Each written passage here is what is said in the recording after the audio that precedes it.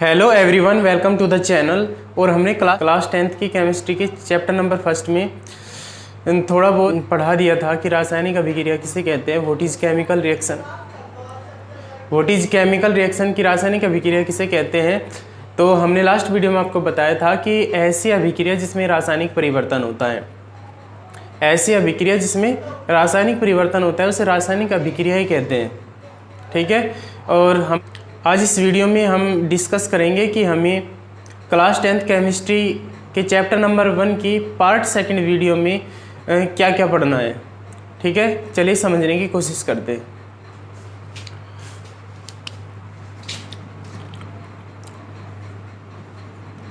अभिकारक, अभिकारक को बच्चों अंग्रेजी में हम कहते हैं रिएक्टेंट। क्या कहते हैं? रिएक्टेंट। अभिकारक किसे कहते हैं? तो अभिकारक अभिक्रिया करने वाले कारक या फिर पदार्थ। तो जो पदार्थ रासायनिक अभिक्रिया में अभिक्रिया करते हैं उन्हें हम अभिकारक कहते हैं, या वे पदार्थ जो रासायनिक अभिक्रिया में भाग लेते हैं। Who take part in a chemical reaction, in a chemical reaction is called reactant। उन्हें हम अभिकारक कहते हैं।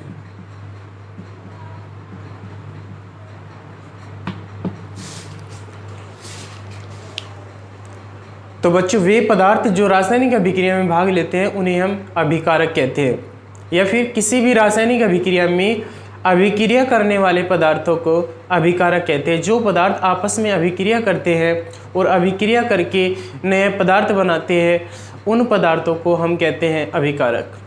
वे पदार्थ जो रासायनिक अभिक्रिया में अभिक्रिया करते हैं, वे पदार्थ जो रासायनिक अभिक्रिया में भाग लेते हैं उन्हें हम कहते हैं अभिकारक।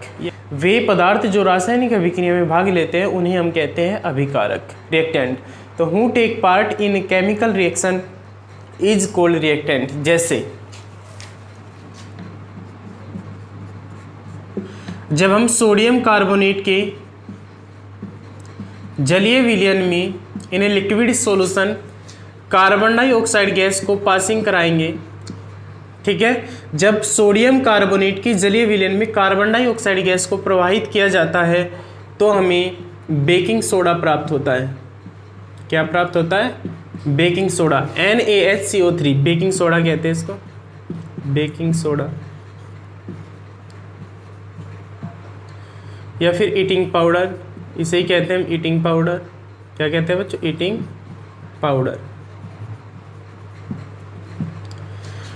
क्या होता है जब सोडियम कार्बोनेट की जलीय विलयन में कार्बन डाइऑक्साइड गैस प्रवाहित की जाती है? तो बच्चों क्या प्रश्न बनेगा कि क्या होता है जब सोडियम कार्बोनेट के जलीय विलयन में कार्बन डाइऑक्साइड गैस को प्रवाहित किया जाता है तो क्या होता है? सोडियम बाइकार्बोनेट बन जाता है या फिर बेकिंग सोडा बन जाता है, और इसे कहते हैं हम खाने का सोडा या ईटिंग पाउडर।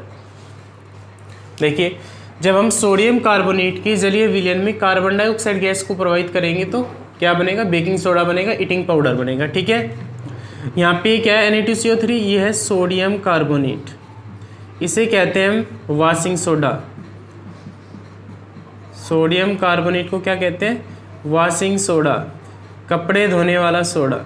ठीक है बच्चों, तो हमने क्या बताया था अभी अभिकारक कि who take part in a chemical reaction, the substance who take part in a chemical reaction that is called reactant. तो वे पदार्थ जो रासायनिक अभिक्रिया में भाग लेते हैं।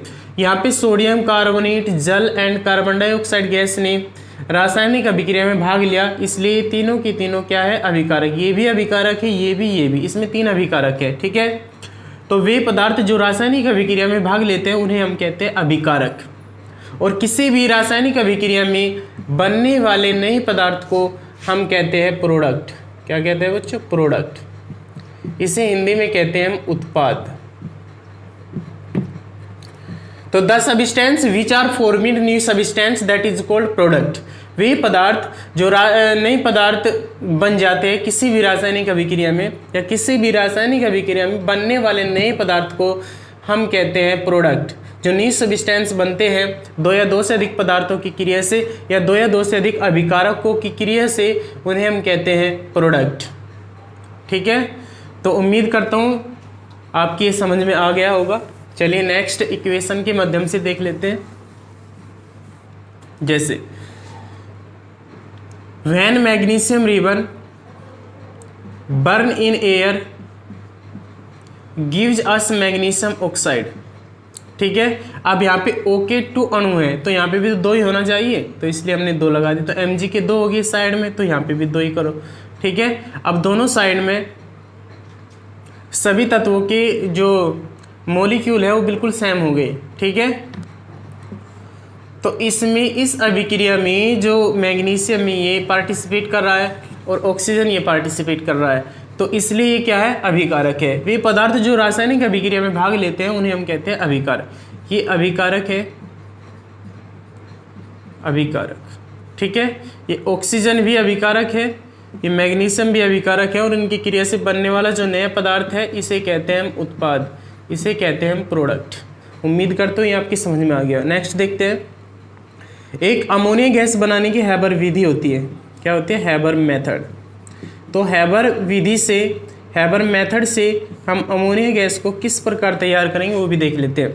इस विधि में क्या होता है, नाइट्रोजन और हाइड्रोजन गैस को, नाइट्रोजन और हाइड्रोजन गैस को 1:3 में लिया जाता है, 1:3। तो इस विधि में N2 को 1:3 में लेकर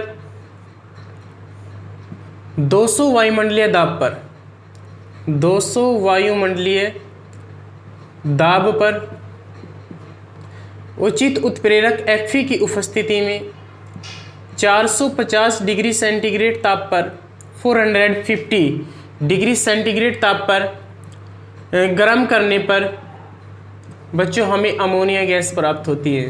क्या होती है, अमोनिया गैस, NH3। NH3 किसका फॉर्मूला, ये है अमोनिया गैस का। और मैं यहाँ पे बताता चलो, जो यूरिया होता है, यूरिया का फॉर्मूला होता है NH2CONH2। प्रयोगशाला में सर्वप्रथम यूरिया की खोज हुई थी। ये कार्बनिक पदार्थ है, तो सबसे पहले प्रयोगशाला में किस कार्बनिक यौगिक का निर्माण हुआ, तो यूरिया का निर्माण हुआ। और यूरिया का अणुसूत्र होता है NH2CONH2। और यूरिया के अंदर जो नाइट्रोजन गैस होती है ये होती है बच्चों 46%। ये भी आपको याद रखना है, यूरिया के अंदर जो नाइट्रोजन गैस होती है ये होती है 46%। ठीक है, तो हैबर विधि में जब हम अमोनिया गैस को तैयार करते हैं तो नाइट्रोजन और हाइड्रोजन गैस से ही अमोनिया गैस तैयार की जाती है। हैबर विधि में नाइट्रोजन और हाइड्रोजन गैस को 1:3 में लेकर 450 डिग्री सेंटीग्रेड ताप पर गर्म करने से अमोनिया गैस प्राप्त होती है। ठीक है, अब देखिए हमने यहाँ पे एक जिक्र किया था उत्प्रेरक का। ये उत्प्रेरक क्या होते हैं, तो व्हाट इज उत्प्रेरक, उत्प्रेरक को कैटेलिस्ट कहते हैं। तो उत्प्रेरक किसे कहते हैं, देखिए बच्चों, उत्प्रेरक की कंडीशन कुछ ऐसी होती है कि जैसे मान लीजिए 2 व्यक्तियों की लड़ाई हो रही है, तो एक तीसरा व्यक्ति ऐसा आएगा या तो उनमें और ज़्यादा लड़ाई करवा देगा या फिर उनको समझा करके शांत कर देगा कि लड़ाई तुम्हें नहीं करनी चाहिए, लेकिन खुद लड़ाई में भाग नहीं लेने का। तो सेम टू सेम ऐसी कंडीशन होती है उत्प्रेरक की। तो वे पदार्थ जो किसी भी रासायनिक अभिक्रिया के वेग में परिवर्तन कर देते हैं, या तो वेग को बढ़ा देते हैं या फिर घटा देते हैं, लेकिन अपने आप वे किसी भी रासायनिक अभिक्रिया में भाग नहीं लेते। तो किसी भी रासायनिक अभिक्रिया में भाग लिए बिना ही जो अभिक्रिया के वेग में परिवर्तन कर देते हैं उन्हें कहते हैं हम उत्प्रेरक। उन्हें हम क्या कहते हैं, उत्प्रेरक। तो हैबर विधि के अंदर कौन सा उत्प्रेरक प्रयोग किया जाता है, Fe। और एक होता है उत्प्रेरक वर्धक। उत्प्रेरक वर्धक उसे कहते हैं जो उत्प्रेरक की कार्य क्षमता को और अधिक बढ़ा देता है। MO का नाम होता है मोलिब्डेनम, मोलिब्डेनम। तो हैबर विधि में कौन से उत्प्रेरक का प्रयोग किया जाता है, Fe + MO। MO यहाँ पे उत्प्रेरक वर्धक है जो उत्प्रेरक Fe की कार्य क्षमता को बढ़ा रहा है। क्योंकि जो उत्प्रेरक की कार्य क्षमता को बढ़ाते हैं उन्हें हम कहते हैं उत्प्रेरक वर्धक। वर्धक वृद्धि करने वाले किसकी कार्य क्षमता में? उत्प्रेरक की कार्य क्षमता में। तो हैबर विधि में जो उत्प्रेरक होता है Fe+MO, MO का नाम है मोलिब्डेनम, और हैबर विधि में किस गैस का निर्माण किया जाता है? अमोनिया गैस का। अमोनिया गैस का फॉर्मूला होता है NH3। और हैबर विधि में किन किन गैस के संयोग से, कॉम्बिनेशन से अमोनिया गैस का निर्माण होता है? तो नाइट्रोजन और हाइड्रोजन गैस के कॉम्बिनेशन से, और इनका रेशियो होता है 1:3। यह आपको नोट करना है।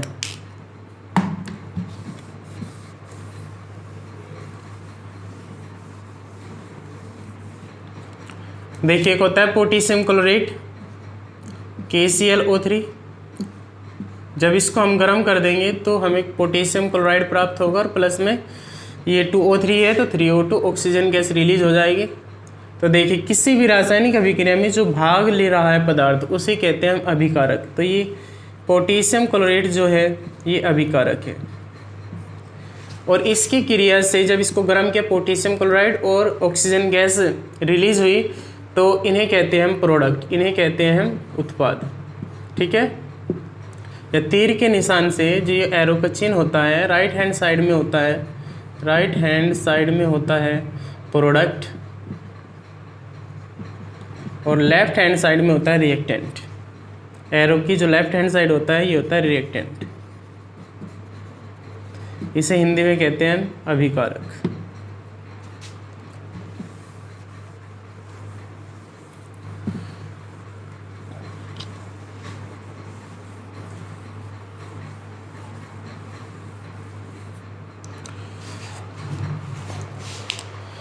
तो बच्चों, लास्ट वीडियो में हमने ये बताया था आपको कि हमारे दैनिक जीवन में भी कुछ अभिक्रियाएं होती रहती हैं जिन्हें हम दैनिक जीवन में होने वाली रासायनिक अभिक्रिया कहते हैं। जैसे सांस लेना, जिसे अंग्रेजी में कहते हैं हम रेस्पिरेशन। ऐसे होता है कि रस्टिंग ऑफ आयरन या लोहे पर जंग लगना। एक होता है फॉर्मेशन ऑफ कर्ड, दही का बनना। दूध से जब दही बनती है तो ये भी एक क्या है? रासायनिक अभिक्रिया है। ठीक है, क्योंकि इसमें रासायनिक परिवर्तन होता है। तो ऐसी अभिक्रियाएं जिनमें रासायनिक परिवर्तन होगा उन्हें हम रासायनिक अभिक्रिया ही कहेंगे। तो सबसे आसान डेफिनेशन है, ये आपको याद कर लेनी चाहिए। दूसरी बात, अब हम ये सीखेंगे कि रासायनिक अभिक्रियाएं कितने प्रकार की होती है, और उसे 1 बाय 1 करके विद एग्जाम्पल पढ़ने की कोशिश करेंगे। ठीक है, चलिए पहला टाइप देख लेते हैं, रासायनिक अभिक्रियाओं के प्रकार।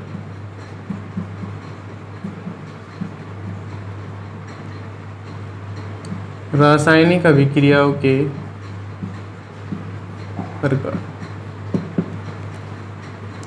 रासायनिक अभिक्रियाओं के प्रकार, सबसे पहला प्रकार ले लेते हैं संयोजन अभिक्रिया। संयोजन अभिक्रिया अंग्रेजी में कहते हैं बच्चों इसको कॉम्बिनेशन रिएक्शन। Combination reaction. अभी व्हाट इज कॉम्बिनेशन रिएक्शन? दो या दो से अधिक पदार्थों के संयोग से या पदार्थों को मिलाने से, संयोग का मतलब होता है मिलाना।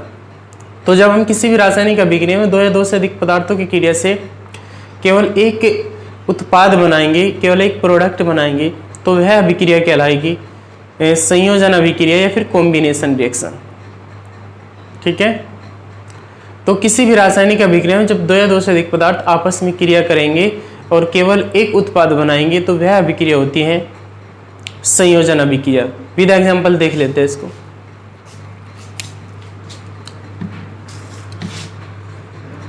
दो या दो से अधिक, दो या दो से अधिक पदार्थों के संयोग से, पदार्थों के संयोग से, संयोग का मतलब होता है जोड़ना, मिलाना। ठीक है, दो या दो से अधिक पदार्थों के संयोग से जो नए पदार्थ बनते हैं, ऐसी अभिक्रिया जिसमें दो या दो से अधिक पदार्थों के संयोग से कोई एक उत्पाद बनता है, तो ऐसी अभिक्रिया कहलाती है कॉम्बिनेशन रिएक्शन या फिर संयोजन अभिक्रिया। एग्जाम्पल देख लेते हैं, जैसे इसको ले लीजिए हैबर विधि को। हैबर विधि। हैबर विधि में किस गैस का निर्माण किया जाता है? अमोनिया गैस का निर्माण किया जाता है। और ये होते देखो N2 + 3H2, ये रिवर्सिबल का चिन्ह है। N2 + 3H2 रिवर्सिबल Fe उत्प्रेरक होता है और इससे इनके कॉम्बिनेशन से बन जाती है अमोनिया गैस। ठीक है, तो ऐसे अभिक्रिया जिसमें दो या दो से अधिक पदार्थों की क्रिया से केवल एक सिंगल प्रोडक्ट बनता है, तो ऐसी अभिक्रिया होती है संयोजन अभिक्रिया। सेकंड एग्जांपल देख लेते हैं। सेकंड एग्जांपल इज, जब हम सोडियम कार्बोनेट के Na2CO3 सोडियम कार्बोनेट के जलीय विलयन में कार्बन डाइऑक्साइड गैस को प्रवाहित करेंगे तो बनेगा बेकिंग सोडा, जिसे हम खाने का सोडा भी कहते हैं या फिर ईटिंग पाउडर। ठीक है, तो इसमें दो या दो से अधिक पदार्थों की क्रिया से एक प्रोडक्ट बन रहा है, दो या दो से अधिक पदार्थों के संयोग से एक उत्पाद बन रहा है, तो ये भी अभिक्रिया क्या है? संयोजन अभिक्रिया है। नेक्स्ट देख लेते हैं। देखिए, जब एथिलीन गैस का फॉर्मूला होता है C2H4, ये एथिलीन गैस है, एथिलीन गैस। C2H4 जब हाइड्रोजन गैस से क्रिया करेगी तो ये बन जाएगा C2H6, इसे कहते हैं एथेन। तो देखिए, दो या दो से अधिक पदार्थों के संयोग से तो मिलके बन रहा है प्रोडक्ट, तो ऐसे अभिक्रिया होती है संयोजन अभिक्रिया। ठीक है, उम्मीद करता हूँ ये आपकी समझ में आ गया होगा। नेक्स्ट को देख लेते हैं।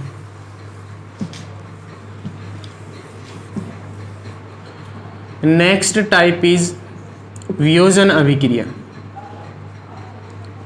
वियोजन अभिक्रिया, वियोजन अभिक्रिया किसे कहते हैं? इसे अंग्रेजी में कहते हैं हम डिकम्पोजिशन रिएक्शन।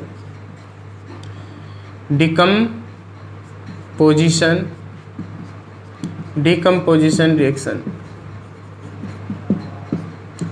तो what is decomposition reaction?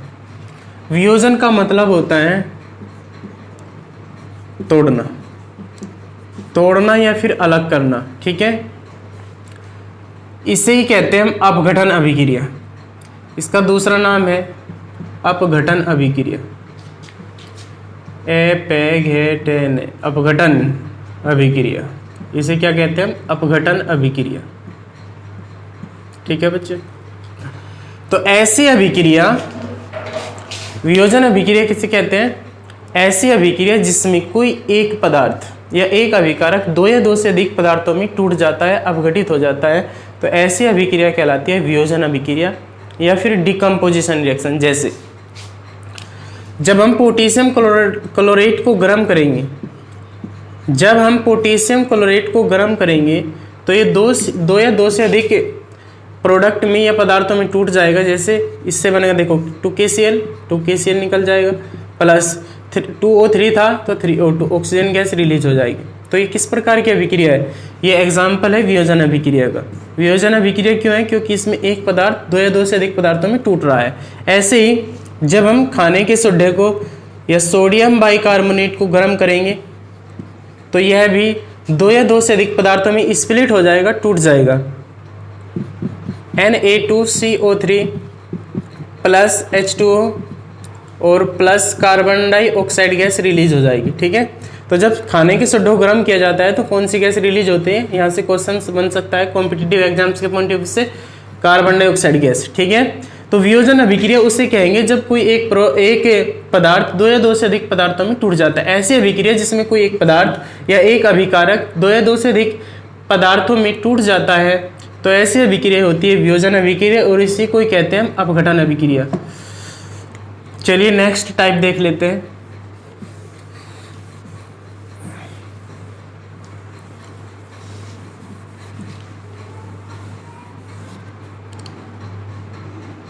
Third is विस्थापन अभिक्रिया।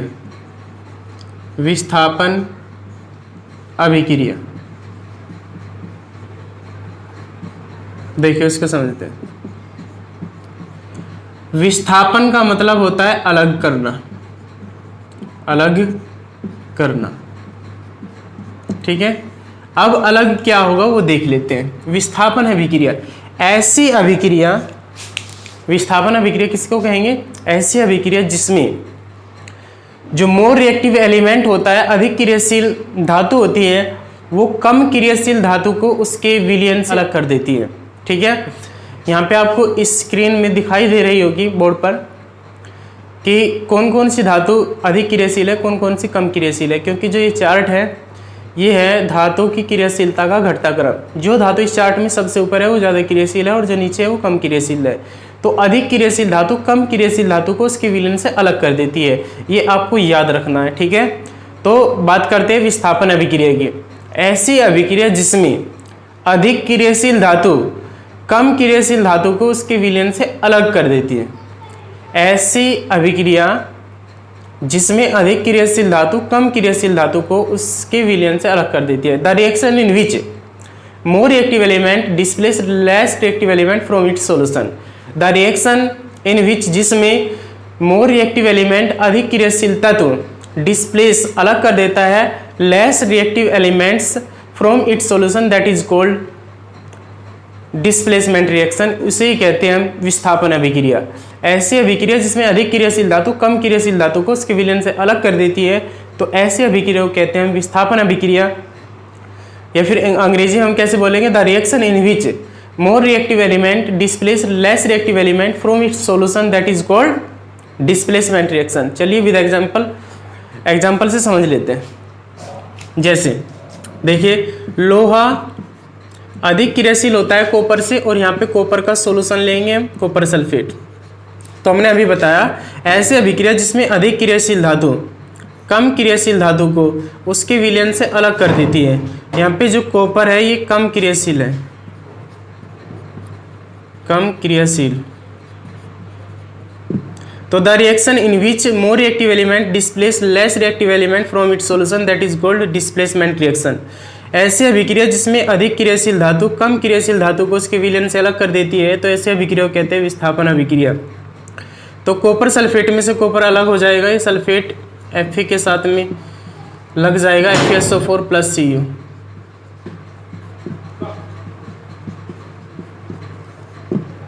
ऐसी अभिक्रिया जिसमें अधिक क्रियाशील धातु कम क्रियाशील धातु को उसके विलयन से अलग कर देगी। कॉपर सल्फेट में से कॉपर को अलग कर दिया, तो ये अभिक्रिया होगी विस्थापन अभिक्रिया।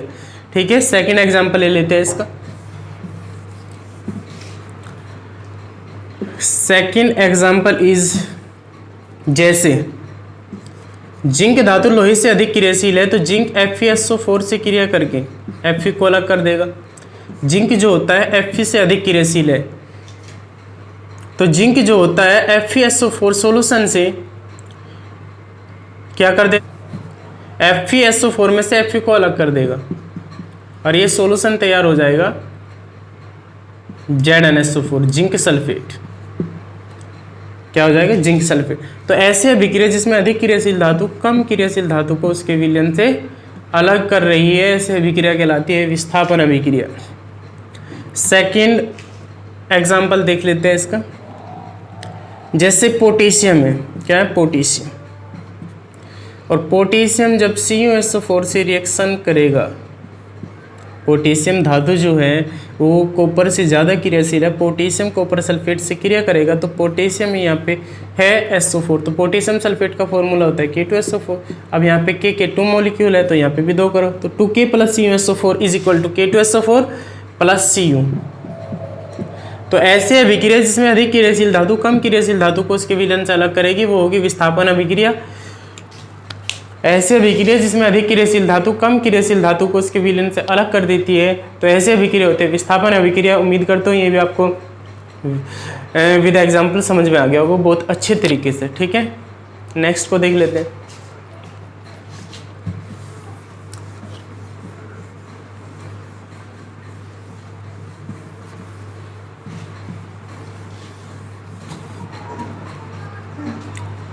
एक होती है बच्चों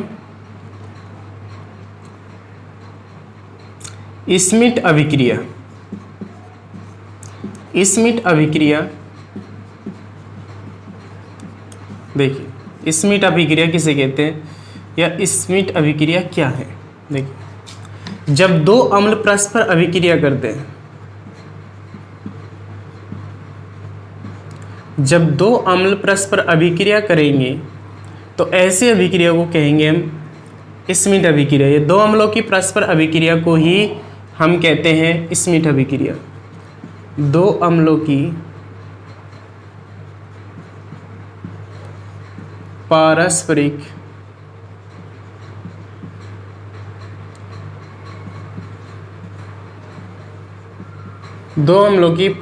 का मतलब होता है आपस में। दो अम्लों की पारस्परिक अभिक्रिया को ही स्मिथ अभिक्रिया कहा जाता है। या जब दो अम्ल आपस में अभिक्रिया करते हैं तो इसे हम कहते हैं स्मिथ अभिक्रिया। और इससे एमीन का निर्माण होता है। किसका निर्माण होता है बच्चों? एमीन का। देख लेते हैं कैसे होगा। एक अम्ल लिया हमने, एसिटिक अम्ल ले लेते हैं, CH3COOH। ये एसिटिक अम्ल है, एसिटिक अम्ल, इसी को ही कहा जाता है सिरका। तो एसिटिक अम्ल, यहाँ पे दूसरा अम्ल लिया हमने N3H। NH3 नहीं है, वो तो अमोनिया गैस होता है, ये है N3H। इसको कहते हैं हम हाइड्रोजोइक अम्ल। हाइड्रोजोइक अम्ल। देखिए जो अम्ल होता है, क्षार होता है, लवण, इनकी पहचान कैसे करें? अम्ल, क्षार, लवण, इनकी पहचान कैसे करें? या अम्ल, क्षार और लवण, इनमें क्या क्या क्वालिटी होती है, किन क्वालिटी के बेस पर हम पहचान करेंगे कि ये चीज़ अम्ल है, ये कंपाउंड क्षार है, ये कंपाउंड अम्ल है, या फिर ये साल्ट है। तो ये बताएंगे हम नेक्स्ट वीडियो में। ठीक है, जो चैप्टर नंबर 2 है आपका क्लास 10th केमिस्ट्री का, वो यही है कि अम्ल, क्षार एवं लवण। ठीक है, अब फिलहाल हम बात करते हैं स्मिथ अभिक्रिया पे। तो दो अम्लों की पारस्परिक अभिक्रिया को ही कहा जाता है स्मिथ अभिक्रिया। जब दो अम्ल आपस में अभिक्रिया करते हैं तो इस अभिक्रिया को कहा जाता है स्मिथ अभिक्रिया। ठीक है, तो देखिए ये भी अम्ल है एसिटिक अम्ल और ये भी अम्ल है, ये दोनों आपस में क्रिया करेंगे और इससे बन जाएगा मैथिल एमीन, CH3NH2। इसे कहते हैं मैथिल एमीन, मैथिल एमीन। और प्रोडक्ट क्या बनेगा इसमें? देखिए यहाँ N3 था तो यहाँ पे N का एक एटम आ गया, दो बचे हुए हैं, तो नाइट्रोजन गैस रिलीज हो जाएगी प्लस में, और क्या बनेगा?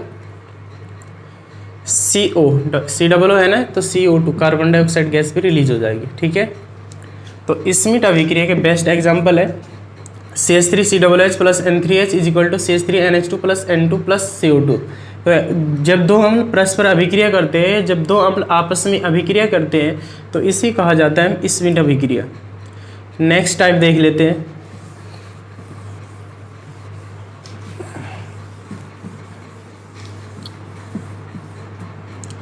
नेक्स्ट टाइप इज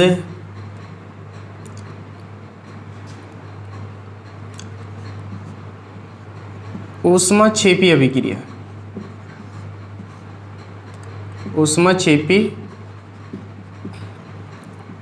अभिक्रिया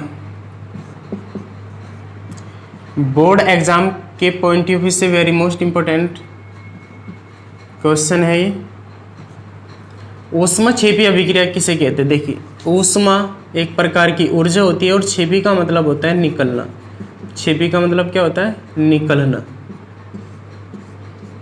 या फिर उत्सर्जन होना। तो बच्चों यहाँ से सबसे आसान डेफिनेशन ये बनेगी ऊष्माक्षेपी अभिक्रिया की कि ऐसी अभिक्रिया जिसमें ऊष्मा का उत्सर्जन होता है, जिसमें जो ऊष्मा एक प्रकार की ऊर्जा है या जिसमें ऊर्जा का उत्सर्जन होता है। ऐसी अभिक्रिया जिसमें ऊर्जा का उत्सर्जन होता है या ऐसी अभिक्रिया जिसके फलस्वरूप ऊर्जा निकलती है, ऊर्जा का उत्सर्जन होता है, तो उसे कहते हैं ऊष्माक्षेपी अभिक्रिया। अब हमें नेक्स्ट टाइप देखना है ऊष्माक्षेपी अभिक्रिया। तो बच्चों ऊष्माक्षेपी अभिक्रिया किसे कहते हैं? ऊष्मा एक प्रकार की ऊर्जा है और क्षेपी का मतलब होता है निकलना या फिर उत्सर्जन। तो ऐसी अभिक्रिया जिसमें ऊर्जा का उत्सर्जन होता है या ऐसी अभिक्रिया जिसमें ऊष्मा का उत्सर्जन होता है तो उसे कहते हैं ऊष्माक्षेपी अभिक्रिया। तो श्वसन क्रिया जो होती है एक प्रकार की ऊष्माक्षेपी अभिक्रिया है। श्वसन क्रिया जो होती है, सांस लेने वाली जो क्रिया होती है जिसमें हम ऑक्सीजन गैस को ग्रहण करते हैं और कार्बन डाइऑक्साइड गैस को रिलीज करते हैं, छोड़ते हैं, तो उसे कहते हैं हम श्वसन अभिक्रिया। क्या कहते हैं? श्वसन अभिक्रिया। तो श्वसन अभिक्रिया एक ऊष्माक्षेपी अभिक्रिया है और यहाँ से प्रश्न भी बन सकता है कि क्यों? तो क्यों? क्योंकि श्वसन क्रिया में या श्वसन अभिक्रिया में ऊर्जा का उत्सर्जन होता है और ऐसे अभिक्रिया जिसमें ऊर्जा का उत्सर्जन होगा उन्हें ही कहेंगे हम उन्हें ही कहते हैं हम ऊष्मक्षेपी अभिक्रिया। विद एग्जाम्पल देख लेते हैं। श्वसन, देखिए हम भोजन जो खाते हैं उनमें से हमें ग्लूकोज मिलती है। क्या मिलती है? ग्लूकोज। और ग्लूकोज का फॉर्मूला होता है C6H12O6। ये है ग्लूकोज का फॉर्मूला। किसका फॉर्मूला है? ग्लूकोज का। H12O6, C6H12O6। हमने सांस लिया तो ऑक्सीजन गैस को ग्रहण करेंगे। इस ऑक्सीजन गैस का काम होता है ग्लूकोज को जलाने का कार्य करती है। किसका कार्य करती है? ऑक्सीजन को जलाने का कार्य करती है। और यहाँ से हम कार्बन डाइऑक्साइड गैस को रिलीज करेंगे। किसको रिलीज करें? कार्बन डाइऑक्साइड गैस को रिलीज करेंगे। और प्लस में जब हम सांस को छोड़ते हैं तो भाप भी निकलती है थोड़ी बहुत, तो भाप ले लेते हैं, वाष्प H2O। और प्लस में एनर्जी भी रिलीज होती है, ऊर्जा भी निकलती है। ठीक है, तो glucose plus oxygen is equal to carbon dioxide gas, जल प्लस एनर्जी। ऐसी अभिक्रिया जिसमें ऊर्जा का उत्सर्जन होगा तो ऐसी अभिक्रिया को कहेंगे हम ऊष्मक्षेपी अभिक्रिया। तो श्वसन क्रिया कैसे होती है? ग्लूकोज तो भोजन में होती है, भोजन हम खाते हैं तो उससे हमें क्या मिलता है? ऊर्जा के रूप में ग्लूकोज। जब हम सांस को ग्रहण करेंगे तो प्लस O2 और सांस को छोड़ेंगे कार्बन डाइऑक्साइड गैस प्लस भाप प्लस एनर्जी। ठीक है, अब इनके मॉलिक्यूल हमें बराबर करने हैं। C के कितने हैं? 6 परमाणु हैं, तो यहाँ पे भी 6 करो। अब ऑक्सीजन के कितने हो गए? 6 दूनी 12, तो यहाँ पे भी कर दो 6 O2। ठीक है, हाइड्रोजन के कितने हैं? 12 अणु, तो यहाँ पे भी 12 करो, तो 6 यहाँ पे लगा दिया हमने। ठीक है, अब ये रिएक्शन जो है संतुलित हो गई। C6H12O6 plus 6O2 is equal to 6CO2 plus 6H2O plus energy. ठीक है, C6H12O6 plus 6O2 is equal to 6CO2 plus 6H2O plus energy. Plus ये क्या है? एनर्जी, ऊर्जा। तो ऐसी अभिक्रियाएं जिनमें ऊर्जा का उत्सर्जन होगा उन्हें हम कहते हैं ऊष्मक्षेपी अभिक्रिया। नेक्स्ट को देख लेते हैं।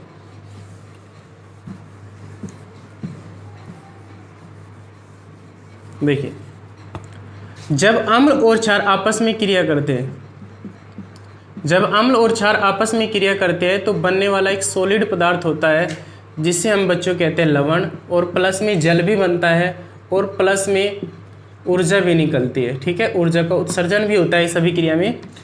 तो यहाँ से एक लवण की भी डेफिनेशन बन जाएगी बहुत आसान, कि अम्ल और क्षार की क्रिया से बनने वाला जो ठोस पदार्थ होता है इसे हम कहते हैं लवण। ठीक है, और अम्ल और क्षार जब आपस में क्रिया करते हैं तो लवण के बाद जल भी बनता है और ऊर्जा भी रिलीज होती है। ठीक है, ऊर्जा भी निकलती है। चलिए इक्वेशन के माध्यम से देख लेते हैं। एक अम्ल लिया हमने, क्या ले लेते हैं? हाइड्रोक्लोरिक अम्ल ले लेते हैं HCl। और एक क्षार लिया, यहाँ पे क्षार ले लेते हैं NaOH। ठीक है, अम्ल क्या होता है, क्षार क्या होता है, ये हम बताएंगे नेक्स्ट वीडियो में तुम्हें। ठीक है, अम्ल की पहचान ये है कि उसमें H पॉजिटिव आयन उपस्थित होंगे और इसमें OH negative ion, hydroxide ion जो होते हैं OH निगेटिव आयन उपस्थित होंगे और इसमें H प्लस आयन उपस्थित होते हैं अम्ल में। तो अम्ल और क्षार जब आपस में क्रिया करते हैं तो एक पदार्थ बनता है ठोस पदार्थ, और प्लस जल तो अलग हो जाएगा H2O। तो देखिए H और OH मिलके तो जल बन गया, बचा क्या? NaCl। इसे कहते हैं हम sodium chloride. Sodium chloride, Na से सोडियम और Cl से क्लोराइड, इसे कहते हैं हम साधारण नमक। और नमक आप जानते हो कि नमक होता है ठोस। ठीक है, तो जब अम्ल और क्षार आपस में क्रिया करते हैं तो एक ठोस पदार्थ बनता है जिसे लवण कहते हैं। ठीक है, जल भी होगा और प्लस में एनर्जी भी रिलीज होगी। और इस एनर्जी की वैल्यू होती है 13.7 किलो कैलोरी। कितनी ऊर्जा निकलती है? 13.7 किलो कैलोरी। ठीक है, ये भी आपको याद रखना है। तो ऊष्मक्षेपी अभिक्रिया किसे कहेंगे? ऐसी अभिक्रिया जिसमें ऊर्जा का उत्सर्जन होता है, ऐसी अभिक्रियाएं। तो बच्चों ऊष्मक्षेपी अभिक्रिया किसे कहते हैं? ऐसी अभिक्रियाएं जिसमें ऊर्जा का उत्सर्जन होता है या जिसके फलस्वरूप ऊर्जा रिलीज होती है, उसे कहते हैं ऊष्मक्षेपी अभिक्रिया। तो यहाँ पे हाइड्रोक्लोरिक अम्ल जब सोडियम हाइड्रोक्साइड कास्टिक क्षार या फिर कास्टिक सोडा से क्रिया करेगा तो सोडियम क्लोराइड प्लस जल बनेगा और प्लस में एनर्जी भी रिलीज होगी। इसलिए ये रिएक्शन भी, ये अभिक्रिया भी ऊष्मक्षेपी अभिक्रिया है। क्या है? ऊष्मक्षेपी अभिक्रिया है। एंडोथर्मिक रिएक्शन कहते हैं अंग्रेजी में इसको। क्या कहते हैं? Endothermic reaction. Endothermic reaction. ठीक है, ये आपको याद करना है। सेकंड टाइप ले लेते हैं ऊष्माशोषी अभिक्रिया।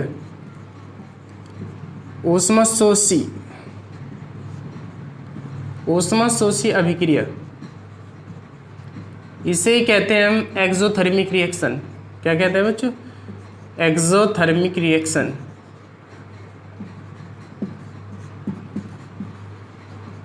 Exothermic reaction. ऊष्माशोषी का मतलब क्या होता है? शोषी का मतलब होता है अवशोषित करना, खींचना, ग्रहण करना। अवशोषित करना, खींचना या फिर ग्रहण करना। तो ऐसी अभिक्रियाएं जिन्हें पूरी करने के लिए, जिन्हें कंप्लीट करने के लिए ऊष्मा की आवश्यकता पड़ती है, ऊष्मा की ज़रूरत पड़ती है या ऊष्मा का इस्तेमाल किया जाता है, जिन अभिक्रियाओं को कंप्लीट करने के लिए, वह होती है ऊष्माशोषी अभिक्रिया। जैसे देखिए, अगर हमें पोटेशियम क्लोरेट का अपघटन कराना है, इसको हमें स्प्लिट कराना है पोटेशियम क्लोराइड का, तो हमें हीट चाहिएगी। क्या चाहिएगी? हीट, ऊष्मा चाहिएगी, तभी तो ये स्प्लिट होगा। Potassium chloride plus 3O2 oxygen gas release हो जाएगी फिर यहाँ से। ठीक है, तो ऐसी अभिक्रिया जिन्हें पूरी करने के लिए ऊर्जा की आवश्यकता पड़ती है, तो उन्हें कहते हैं हम ऊष्माशोषी अभिक्रिया। ठीक है, नेक्स्ट एग्जाम्पल देख लेते हैं इसका।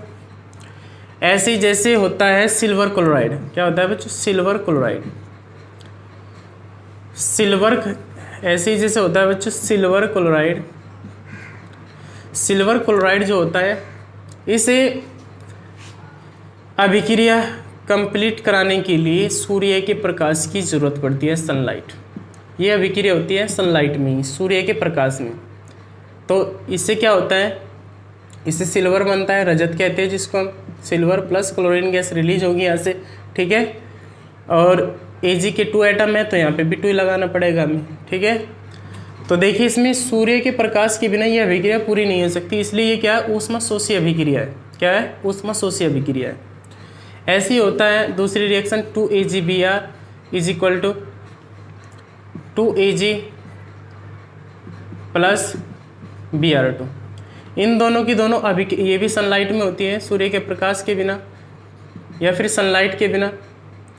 ये जो अभिक्रिया है ये कंप्लीट नहीं हो सकती, और इनका प्रयोग किया जाता है वाइट एंड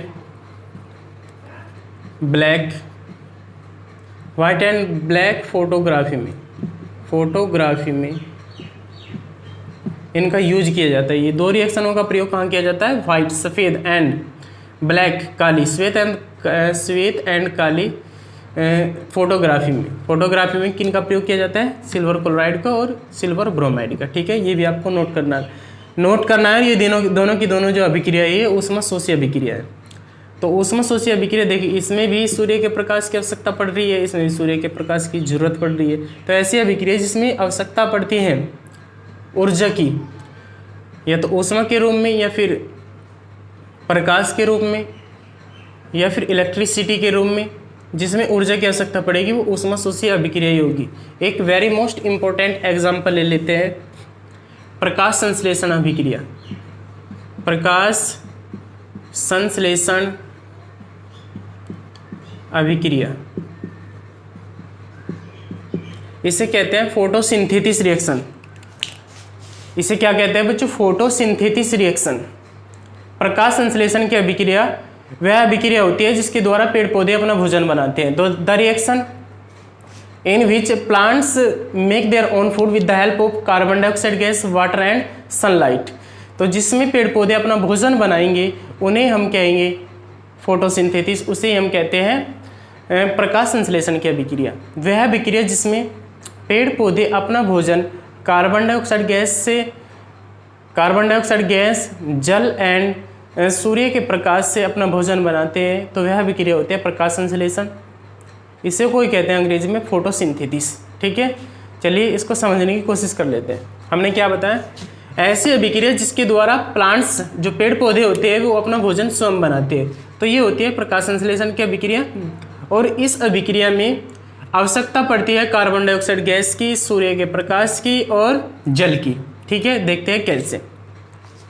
किसकी आवश्यकता पड़ेगी? कार्बन डाइऑक्साइड गैस की, CO2, प्लस में जल भी चाहिएगा, ठीक है, इज इक्वल टू सनलाइट तो चाहिएगा, सूर्य के प्रकाश के बिना पेड़ पौधे अपना भोजन नहीं बना सकते, तो इसमें भी आवश्यकता पड़ेगी सूर्य के प्रकाश की। ऐसी अभिक्रिया जिसमें जरूरत पड़ती है ऊर्जा की तो होती है ऊष्मशोषी अभिक्रिया, ठीक है। और इसकी क्रिया से प्लांट्स अपना भोजन बनाएंगे तो ग्लूकोज तैयार होगी, C6H12O6 ग्लूकोज के रूप में अपना भोजन बनाएंगे। प्लस थोड़ी बहुत जल की मात्रा भी बची होती है, जो प्लांट्स होते हैं जब अपना भोजन बनाते हैं हरी पत्तियों में तो H2O भी होता है उसमें, ठीक है। अब इन दोनों साइड को हम इक्वल कर लेते हैं, ये केमिकल रिएक्शन है इसको बैलेंस कर लेते हैं, ठीक है। कार्बन के 6 एटम है तो यहाँ पे भी 6 करो, ऑक्सीजन की 12 है 12 लगा दो, 12 दूनी 24, यहाँ पे 12 आ गया तो 12 और बचे हुए हैं, 6 H2 यहाँ लगा दिया हमने, ठीक है। और क्लोरोफिल भी होता है भाई, क्लोरोफिल ये एक एंजाइम है जो पेड़ पौधों की पत्तियों में उपस्थित होता है, तो पेड़ पौधों की पत्तियों का जो हरा रंग है वो क्लोरोफिल के कारण ही होता है, इसे हम पर्णहरिम भी कहते हैं। क्या कहते हैं? पर्णहरिम, ठीक है। तो प्रकाश संश्लेषण की क्रिया में कार्बन डाइऑक्साइड गैस होती है, प्लस में वाटर होता है, प्लस में सूर्य का प्रकाश होता है, इसके बिना यह अभिक्रिया कंप्लीट नहीं होती और ग्लूकोज तैयार हो जाती है, प्लस में भाप।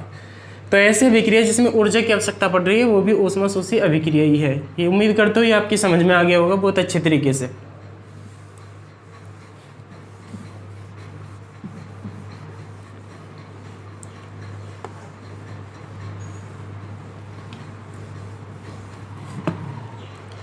तो बच्चों आज की इस वीडियो में बस इतना ही, ठीक है। अगर आपको वीडियो अच्छी लगी हो तो please like share and subscribe करना ना भूलें।